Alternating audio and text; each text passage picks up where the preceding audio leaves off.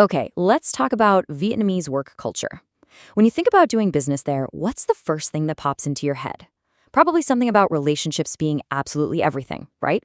That personal connections matter way more than deadlines. But what if that's only half the story? What if the stereotype is missing something huge? Yeah, we're going to dig into a study that challenges this whole idea head on. It peels back the layers and shows us a reality that's way more nuanced and, frankly, a lot more interesting than the old cliches. So, this is the big question, isn't it? Is it really all about who you know, not what you do? The common wisdom says yes, it's all about people over projects. But what does the data actually say? Let's find out. And boom, here's the twist right out of the gate. A study of 188 professionals in Vietnam found something fascinating. Yes, their focus on relationships is very high. No surprise there. But get this, their focus on tasks is also very high. It's not one or the other. They are seen as equally and intensely important. So, how is that even possible? How can a culture be so laser-focused on both people and performance at the exact same time? Well, let's look at the numbers and see how this actually plays out. What's pretty amazing here is just how close these scores are. I mean, look at them. On a 50-point scale, task orientation is at 41.79, and relationship orientation is right there with it at 41.39. They're practically identical. And both of those scores are firmly in the high range, which shows this incredible and, for many people, a very surprising balance. Okay, to really get this, we have to remember the framework we're working with. Vietnam is a classic high-context culture. That just means communication isn't always direct and spelled out. A ton of the meaning is found in the shared history, in nonverbal cues, and in what isn't being said. This is the foundation for everything else. And you can see how other cultural traits really reinforce this. For instance, high collectivism, thinking about the group, and a strong in-group mentality naturally make group harmony a top priority. And how do you get that harmony? You build trust, you work well together. That right there explains the powerful focus on relationships. So that explains the relationship side. But where does that intense task focus come from? The study suggests a couple of things. First, there's a real, genuine concern for efficiency and just getting the job done well. But there's also the historical influence of a command and control system. You combine that with high power distance, and you get an environment where following instructions and hitting your targets is incredibly important. But here's the thing. Trying to maintain this dual focus, this intense drive for both people and projects, well, it can come at a cost. The researchers also looked into stress levels. And what they found was yet another surprise, one that actually went against what they expected to find. The average stress perception score they found was 30.87. Now, that number by itself might not mean much.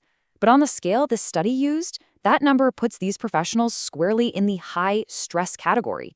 It seems that navigating this complex balancing act between tasks and relationships really takes a toll. And this gets compounded by the cultural approach to stress. The study notes that it's often seen as a sign of weakness to admit you're struggling.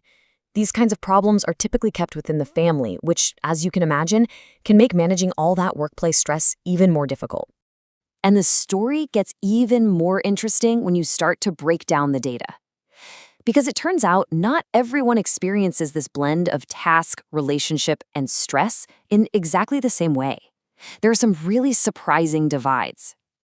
Now, this is really fascinating. The study found that professionals with a high school education or less actually reported being more task-oriented than their colleagues who had a college degree. So why would that be? The researchers suggest that maybe they feel a greater need to focus on those concrete results to prove their value and compete. And remember that command and control influence we just talked about? Well, this data point illustrates it perfectly. People with government work experience showed significantly higher task orientation scores than those who had only ever worked in the private sector. It's right there in the numbers. We see that exact same split when it comes to stress too. Those with less formal education reported significantly higher stress levels. The study suggests a possible reason for this, that more education often leads to better job opportunities and maybe more resources to help manage that stress. And the gap between the public and private sectors is even wider here. Those with government experience reported much higher stress levels, scoring way up in the high range, while their private sector counterparts were down in the moderate range. That's a pretty big difference. So why such a big difference? Well, the study's authors offer a pretty logical explanation. They say, and I'm quoting here, perhaps those who work in the private sector are better paid and are more financially secure, assuming that financial security is linked to lower levels of stress. It makes sense, doesn't it? Okay, so we've seen the data. We have a surprising culture that's high task, high relationship, and pretty high stress, with some fascinating demographic splits. So the big question now is, what do you actually do with this information? This is it. This is the single most important thing to take away from all this. When you're working with Vietnamese professionals, you cannot mistake the time they spend building relationships for a lack of interest in the results. They go hand in hand. Think of them as two parallel tracks, not competing priorities. And this final quote from the study just ties it all together perfectly. The relationship isn't a distraction from the task. It's the gateway to getting the task done well. Building that trust and showing you're in it for the long haul is how you unlock that high performance and task focus that is so deeply valued. This whole explainer has really just been about challenging one common assumption. And it leaves us with a final question to think about.